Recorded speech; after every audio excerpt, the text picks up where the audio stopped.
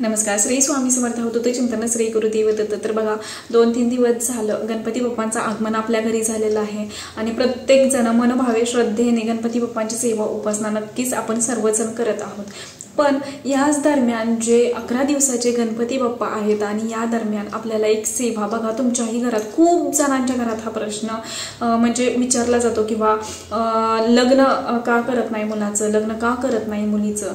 तर बघा सर्वांच्या मनात एकच प्रश्न येतो की सुयोग्य जोडीदार मिळत नाहीये किंवा मनासारखा नवरा भेटत नाही, मुलीला मुलगा भेटत नाही किंवा मुलाला मुलगी भेटत नाहीये किंवा लग्न जमत नाही. असं प्रत्येक जणांच्या घरात आता तरी परिस्थिती आहे की आपण खूप काही प्रयत्न करतोय, पत्रिका दाखवतोय, पण तरी सुद्धा मुलाचं मुलीचं लग्न जमत नाहीये किंवा काही ना काही अडथळे येत आहेत.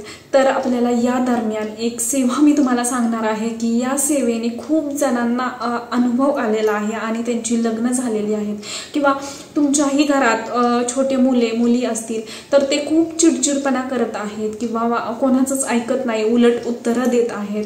तर त्यासाठी सुद्धा मी तुम्हाला एक उपाय सेवा सांगणार आहे. तर नक्कीच व्हिडिओ कंटिन्यू करा. तर बघा आता 2-3 दिवस तर उलटलेलेच आहेत गणपती बाप्पा बसून आणि खरं तर हा व्हिडिओ मला कालच तुमच्यापर्यंत आणायचा होता, पण काही कारणांमुळे तो व्हिडिओ काल येऊ शकला नाही. पण आज व्हिडिओ टाकते, तुम्हाला माहिती सांगते. तर बघा तुम्हाला अनंत चतुर्थीपर्यंत गणपती बाप्पांची काही सेवा करायची आहेत की जेणेकरून मुलीचं लग्न जमत नाहीये. तर त्यासाठी बघा ज्यांचं लग्न जमत नाहीये त्यांच्यासाठी सेवा सांगते, पण तुम्ही ते मुलांकडून करून घ्या. त्यामुळे नक्कीच त्यांचंही लग्न जमण्यासाठी किंवा जे काही लग्न जमण्यासाठी अडथळे येत आहेत तर ते नक्कीच दूर होणार आहेत. आणि ही सेवा, हा उपाय वर्षातून आपल्याला एकदाच करायचा आहे का तेही पुढे जाऊन मी तुम्हाला सांगणार आहे. तर बघा गणपती बाप्पा बसलेले आहेत आणि याच दरम्यान जर तुम्ही ती सेवा केली तर नक्कीच ती फलद्रूप ठरणार आहे. कारण बघा कोणतीही देवी देवतांचा आपण जेव्हा कार्य साधना करत असतो किंवा जे काही सेवा करत असतो तर त्या दरम्यान म्हणजेच जेव्हा बघा देवी बसते म्हणजेच की नवरात्री येते, असं म्हटलं जातं की नवरात्रीत देवी तत्व आपल्या पृथ्वीवरती खूप मोठ्या प्रमाणात जागृत असतात. त्या दरम्यान आपण कुळदेवीची सेवा केल्यानंतर खूप मोठ्या प्रमाणात आपल्या आयुष्यात बदल घडतात. तसंच की जेव्हा आपण गणपती बसलेले आहेत आणि गणपती बाप्पांच्याच ह्या 10-11 दिवसाच्या कालावधीमध्ये बघा प्रत्येकाच्या घराघरात गणपती बाप्पा आलेले आहेत आणि ह्याच दरम्यान जर आपण गणपती बाप्पांची आराधना केली, सेवा केली तर नक्कीच तीही सेवा गणपती बाप्पांपर्यंत लवकर पोहोचून आपली इच्छा पूर्णत्वात जाणार आहेत. तर आपल्याला उपाय काय करायचा आहे बघा, तुमच्याही मुलीचं किंवा मुलाचं लग्न जमत नाहीये आणि त्याहीपेक्षा की सुयोग्य मनासारखा जोडीदार भेटण्यापेक्षा पण सुयोग्य जोडीदार भेटणं तेवढंच गरजेचं आहे. तर आपल्याला काय उपाय करायचा आहे तर ते सांगते. बघा ह्याच गणपती बाप्पांच्या म्हणजेच गणपती बाप्पा बसलेले आहेत आणि ह्याच दरम्यान हा उपाय का करावा. तर बघा आपल्याला 11 गणपतींना जावं लागतं आणि प्रत्येकाच्या घरात जाणं शक्य नसतं, कारण प्रत्येक जण काही ना काही प्रश्न विचारतात, का करतोय किंवा का करते असं होतं. प्रत्येकालाच जेव्हा आपण कोणतीही सेवा करत असतो तर ती सेवा खरंच कोणाला सांगू नका. कारण कसं होतं ना, आपण ती सेवा सांगायला जातो, मी हे करते ते हे करते, मग त्यात काही ना काही विघ्न येतात किंवा अडचणी येतात किंवा ती सेवा आपल्याकडून म्हणजे मनापासून होत नाही किंवा त्याहीपेक्षा की ती सेवा फलद्रूप ठरत नाही असं सुद्धा होतं. त्यामुळे जेव्हा तुम्ही सेवा करता, उपासना करता तर तेव्हा त्या गुपित ठेवा आणि जेव्हा त्या पूर्णत्वात जातात ना तर तेव्हाच ते जगाला सांगण्यात काहीच हरकत नाही असं तर मी म्हणेन.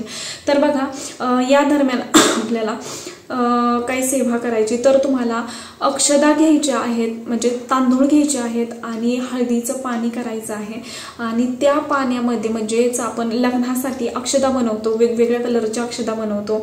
मग ते हळदीच्या म्हणजे पिवळ्या रंगाच्या असू देत किंवा लाल रंगाच्या, कोणत्याही रंगाच्या आपण अक्षदा बनवतो. पण ह्या गणपतीत आपल्याला काय करायचं आहे की 11 गणपतींना हा उपाय करायचा आहे आणि त्यांनी तुमची इच्छा नक्कीच पूर्ण होणार आहे. तर आपल्याला हळद घ्यायची आहे, त्यामध्ये थोडंसं अगदी पाणी घ्यायचं आहे आणि त्यामध्ये तांदूळ टाकायचे आहेत. तांदूळ पूर्णपणे म्हणजे पिवळे होतील असे आपल्याला तांदूळ करून घ्यायचे, थोडे सुकवून घ्यायचे आहेत तांदूळ आणि त्यानंतर बघा ते ओले तांदूळ आपण गणपती बाप्पांना अर्पण करायचे नाही तर ते थोडेफार सुकवून घ्यायचे. बघा दिवसाचा गणपती बाप्पा आहेत आणि 3 दिवस तर लोटलेलेच आहेत, पण इथून पुढचे जे दिवस आहेत एकच दिवस आपल्याला हा उपाय करायचा आहे। मग तुम्ही 11 गणपतींना एकाच दिवशी आपल्याला ह्या सेवा किंवा आपल्याला प्रार्थना करायची आहे। त्या अक्षदा म्हणजेच तांदूळ आपण हळदीच्या पाण्यात हे करून घ्यायचे आहेत, म्हणजे पिवळे करून घ्यायचे आहेत ते तांदूळ, अक्षदा बनवायचे आहेत पिवळ्या आपल्याला, आणि ते आपल्याला काय करायचं आहे, आपल्या घरातल्या गणपतीपासून सुरुवात करायची। बघा तुमच्या इथं गणपती बसू देत किंवा नको बसू देत, पण तुमच्या घरात बघा गणपती बसत असेल तर अतिउत्तम, नसेल बसत तर तुमच्या घरातल्या म्हणजे देवघरातली गणपती बाप्पा असेल तर त्यांच्यापासून आपल्याला सुरुवात करायची आहे। तर बघा तुमच्या घरातल्या गणपती बाप्पांना तुम्हाला साकडं घालायचं आहे की बघा मुलीचं लग्न जमत नाही किंवा मुलाचं, तर त्या मुलीनं किंवा त्या मुलाने गणपती बाप्पांना प्रार्थना करायची आहे की बघा या दिवशी तुम्ही गणपती बाप्पांना दुर्वा अर्पण करा, लाल फूल जास्वंदीचं अर्पण करा, मनोभावे सेवा करा। आणि याच दिवशी बघा गणपती बाप्पांचं जे गणपती अथर्व शीर्षक आहे तर ते तुम्ही एकदा तरी पठण करा गणपती बाप्पांपुढे बसून, आणि त्यानंतर फलश्रुती सकट तुम्हाला ते म्हणायचं आहे। आणि त्यानंतर गणपती बाप्पांना प्रार्थना करायची आहे की माझं लग्न जमू देत, मला सुयोग्य म्हणजे नवरा किंवा मुलगी किंवा मुलगा भेटू देत, असं गणपती बाप्पांना प्रार्थना करायची आहे। माझंही लग्न लवकर जमू देत यासाठी आपल्याला प्रार्थना करायची आहे, कोणतीच संकट अडचणी येऊन देऊ नको असं आपल्याला प्रार्थना करायची आहे। आणि त्यानंतर बघा जे आपण थोडेशा अक्षदा घेणार आहोत तर ते गणपती बाप्पांच्या डोक्यावरती टाकायच्या आहेत आणि त्यानंतर आपल्याला ही प्रार्थना करायची आहे। तर हे सर्व काही आपल्या घरातल्या गणपती बाप्पांपासूनच करायचे आहे। घरातल्या गणपती बाप्पा झाल्यानंतर आपल्याला बघा आता खूप ठिकाणी प्रत्येक गल्लीत किंवा प्रत्येक चौकात गावाकडे म्हणायला गेलं तर प्रत्येक एक मंडळ तयार झालेलं आहे आणि प्रत्येक मंडळाचा एक एक गणपती झालेला आहे। म्हणजेच प्रत्येक गावात नाही म्हटलं तर खूप सारे गणपती बसलेले आहेत, किंवा सिटीत तुम्ही राहत असाल तर प्रत्येक चौकात म्हणजेच गल्लीत सुद्धा किंवा चौकात सुद्धा गणपती बाप्पांचं आगमन झालेलं आहे। तर तुम्ही कोणाच्याही घरी न जाता फक्त मंडळाचे गणपती निवडले तर नक्कीच योग्य होईल, कारण प्रत्येकाच्या घरी जाणं आणि प्रत्येकाला एक प्रश्न पडतो, खूप साऱ्या चौकशा पडतात की का करताय सेवा, कशासाठी, काय आहे, का, असं प्रत्येक जणांना प्रश्न पडलेला असतो। त्यापेक्षा तुम्ही मंडळाच्या गणपती बाप्पांना जा, तिथं कोणीच काही बोलणार नाही आणि त्याहीपेक्षा आपल्याला मनासारखी प्रार्थना गणपती बाप्पांना आपल्या मनातल्या इच्छा बोलण्यासाठी नक्कीच टाइम भेटणार आहे। तर आपल्याला काय करायचं आहे, तिथं सुद्धा जायचं आहे। बघा पहिल्यांदा आपल्या घरातल्या गणपती बाप्पांना साकडं घालायचं आहे, प्रार्थना करायची आहे तुमच्या लग्नासाठी। त्यानंतर ना जे मंडळाचे गणपती बाप्पा, एकदा तुम्ही घराच्या बाहेर पडला की पहिला गणपती बघा आपल्या घरचा असणार आहे, तिथून पुढचे 10 गणपती आपल्याला मंडळाचे घ्यायचे आहेत, तिथं आपल्याला जायचं आहे, गणपती बाप्पांना प्रार्थना करायची आहे। ते अक्षता पिवळ्या केलेल्या आहेत तर ते गणपती बाप्पांच्या डोक्यावरती टाकायचे आहेत आणि त्यानंतर आपल्याला तिथं प्रार्थना करायची आहे की माझं लग्न जमू दे, जे काही अडचणी असतील। बघा गणपती बाप्पा हे खरंच बुद्धीचे देवता आहेत, विघ्नहर्ता गणेश, त्यांना जर तुम्ही प्रार्थना करत असाल, त्यांना जर तुम्ही साकडं घालत असाल ह्या गणपती उत्सवमध्ये, तर नक्कीच गणपती बाप्पा कोणतीच इच्छा अपूर्ण ठेवणार नाहीत। त्यामुळे नक्कीच की तुम्ही ही सेवा मनापासून करा, मनापासून गणपती बाप्पांना साकडं घाला, प्रार्थना करा, आणि नक्कीच गणपती बाप्पा ह्याच वर्षी तुमचं लग्नाचा योग जुळून आणतील। तर बघा घराच्या बाहेर पडल्यानंतर असं प्रत्येक मंडळाच्या तिथं तुम्हाला जायचं, अगदीच गणपती बाप्पांच्या पुढे जायचं, प्रार्थना करायची। तिथं सुद्धा तुम्ही जर खरंच तुमच्याकडे अवेलेबल झाले दुर्वा, तेवढ्या 11 दुर्वा, म्हणजे 21 दुर्वांची एक एक जोडी, अशीच 11 दुर्वा तिथं सुद्धा व्हा। कारण कसं असतं ना, मनोभावे सेवा करण्याला खरंच खूप महत्व असतं, किती श्रद्धेने सेवा करत आहोत आपण। जरी नाही भेटलं तरी सुद्धा फक्त प्रार्थना करा, अक्षदा वाहून या, तरी काहीच हरकत नाही। गणपती म्हणजेच कुठलाही देव फक्त भक्तीचा भुकेला असतो। आपण किती मनापासून सेवा करतोय, भक्ती करतोय, तोच देव बघत असतो। किती म्हणजे आपण डेकोरेशन करतोय किंवा किती काही करतोय, त्याहीपेक्षा आपल्या मनातले भाव खरंच खूप महत्वाचे असतात।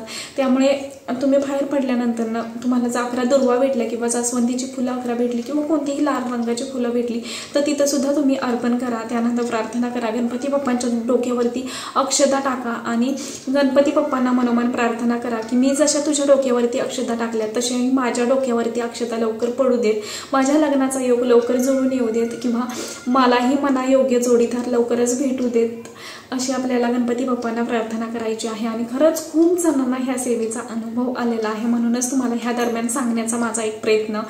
तर ही सेवा तुम्हाला करायची आहे। बघा, जी मुलगी लग्नासाठी म्हणजे लग्न करायचं आहे ज्या मुलीचं किंवा मुलाचं, त्यांनीच सेवा करायची आहे, घरच्यांनी नाही करायच्या।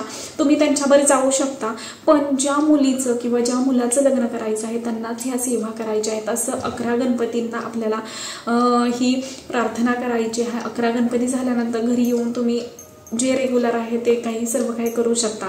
फक्त एकदा बाहेर पडलं की तुम्हाला घरचा गणपती पहिला, त्यानंतर 10 गणपती तुम्हाला मंडळाचे किंवा जे काही घरी जाणं शक्य असेल, तुमच्या जवळपास कोणी असतील त्यांच्याही घरी जाऊ शकता, की ज्यांच्या घरी जाऊन कोणीच तुम्हाला काही विचारणार नाही किंवा ज्यांना खरंच आपल्या आनंदात त्यांना आनंद भेटतो अशांच्याच घरी जा। उगाच तुम्ही जाणार आणि त्यांना तुमचं सुखच बघवणार नाही, असं काही करू नका। जर शक्य असेल तर मंडळाचेच गणपती निवडा। खरंच खूप म्हणजे नाही का, चौकात गल्लीत गणपती बाप्पांचं आगमन झालेलं आहे, त्यामुळे तिथं तुम्ही जा आणि त्यानंतर ना बघा ही सेवा करा। नक्कीच तुमचं लग्न ह्याच वर्षी जमणार, 100% मी सांगते। त्यानंतर ना बघा की तुम्हाला बघा तुमची ही मुलं खूप सारी चिडचिडपणा करत आहेत, कोणाचंच ऐकत नाहीत किंवा प्रत्येक जणांना कोणी काही बोललं की लगेच उलट उत्तर करत असतील, तर त्यांच्यासाठी एक सांगते की बघा गणपती बाप्पा हे बुद्धीचे देवता आहेत, तर आणि विघ्नहर्ता देखील आहेत। तर तुम्हाला काय करायचं आहे की ह्या गणपती बाप्पांना म्हणजे प्रार्थना करा किंवा त्या मुलांकडून तुम्ही बघा तुमची मुलं मोठी असतील तर त्यांना गणपती अथर्वशीर्षक म्हणायला लावा किंवा गणेश स्तोत्र म्हणायला लावा किंवा ओम गणपती नमः हे सुद्धा तुम्ही एक माळ करायला लावू शकता मुलांना। ज्यांना म्हणजे तुमची मुलं खूप छोटी आहेत तर तुम्ही मोबाईलवरती वगैरे लावून द्या आणि त्यानंतर गणपती अथर्वशीर्षक त्यांना ऐकायला लावा किंवा तुम्ही स्वतः म्हणा आणि मुलांना मनापासून ऐकायला लावा। खरंच खूप सारा अनुभव येतो आणि तुम्ही जर मुलांकडून किंवा तुम्ही स्वतः मुलांना जवळ बसून गणपती बाप्पांची सेवा करत असाल तर नक्कीच त्यांच्या अभ्यासात सुद्धा खूप सारा फरक जाणून येतो, कारण गणपती बाप्पा बुद्धीचे देवता आहेत आणि तुम्ही जर त्यांना म्हणजे गणपती बाप्पांची सेवा करायला लावत असाल तर नक्कीच त्यांच्याही वर्तणुकीत किंवा संस्कारात नक्कीच बदल होईल। आणि खूप मोठी गोष्ट म्हणजे की तुमच्याही मुलांना असं वाटत असेल की पुढे जाऊन मुलगा मुलगी खूप संस्कारी व्हावी असं जर वाटत असेल तर नक्कीच तुम्ही सुद्धा बघा केंद्रात सुद्धा प्रत्येक संडेला रविवारी बालसंस्कार घेतले जातात। तिथं जर तुम्ही तुमच्या मुलांना छोटी असल्यापासूनच जर तुम्ही तिथं त्यांना घेऊन गेलात तर नक्कीच त्यांच्या सुद्धा बघा तिथं खूप सारं म्हणजे शिकवलं जातं। स्तोत्रमंत्र जे काही आपल्या आयुष्यात बघा खूप सारे बदल करणारे जे स्तोत्र आहेत तर ते त्यांच्याकडून म्हणून घेतले जातात, त्यांच्याकडून पाठ करून घेतले जातात किंवा मोठ्यांचा आदर कसा करावा, आई वडिलांचा आदर कसा करावा, तर ते सर्व काही तिथं शिकवलं जातं। तर नक्कीच तुम्ही सुद्धा तुमच्या मुलांना जवळपास कुठे केंद्र असेल किंवा नक्कीच बालसंस्कार कुठे घेतले जात असेल क्लासेस तर तिथं तुम्ही नक्कीच मुलांना लावा। प्रत्येक आई वडिलांना वाटत असतं की आपली ही मुलं म्हणजे मुलांवरती चांगले संस्कार व्हावेत किंवा मुलं चांगली घडावी, त्यांच्याही आयुष्यात खूप सारी प्रगती व्हावी असं प्रत्येक आई वडिलांना वाटत असतं। त्यामुळे नक्कीच तुम्ही सुद्धा या दिवशी म्हणजेच बघा ह्या दरम्यान गणपती बाप्पांची तुम्ही मनापासून त्यांच्याकडून सेवा करून घ्या आणि रोज जर खरंच शक्य असेल तर मुलांना एक टाइम तरी मुलांना गणपती अथर्वशीर्षक म्हणायला नक्कीच लावा। बघा त्यांच्या आयुष्यात किती बदल होत आहेत ते किंवा त्यांच्या बुद्धिमत्तेत किती बदल होतोय, ती त्यांच्या संस्कारात किती बदल होतोय तो तुम्ही स्वतः अनुभव घ्याल। आणि त्याहीपेक्षा की मुलांना खरंच बालसंस्कार वर्गात पाठवा। तुमची मुलं छोटी असतील तर 2-3 तास मुलांसाठी द्यायला काहीच हरकत नाही, तुम्ही तिथं मुलांना घेऊन जा, तिथं तुम्ही बसवून त्यांच्याकडून बघा तिथं प्रत्येक बघा आता मी केंद्रात जाते तिथं खूप छोटी छोटी मुलं येतात, त्यांचे पालक किंवा आई वडील घेऊन येतात, तिथं बसतात त्यांचं जे क्लास होतोपर्यंत। तर खरंच खूप म्हणजे खूप मोठ्या प्रमाणात त्यांना इतकं नॉलेज दिलं जातं कसं वागायचं बोलायचं किंवा स्तोत्रमंत्र सुद्धा आपले पाठ नसतील किंवा आपल्या स्पष्ट एवढं बोलता येत नसेल तेवढं त्या मुलांकडून तेवढं स्पष्टतेने बोलून घेतलं जातं ते स्तोत्रमंत्र। तर नक्कीच तुम्ही सुद्धा ह्या सेवा नक्की मुलांसाठी करा, मुलांकडून करून घ्या आणि जे इच्छुक आहेत वरवधू तर त्यांनी सुद्धा ह्या गणपतीच्या दरम्यान नक्कीच ही सेवा करायला विसरू नका, हा उपाय करायला विसरू नका। हाच वर्षी तुमचा लग्नाचा योग सुद्धा नक्कीच जुळून येईल. तर आतापुरते एवढंच झालेली सेवा मी महाराजांच्या रुजू करते. व्हिडिओ आवडला असेल तर लाईक करा, शेअर करा आणि चॅनेलवरती नवीन असंच नवनवीन व्हिडिओ पाहण्यासाठी चॅनेलला सबस्क्राईब करा. धन्यवाद. श्री स्वामी समर्थ.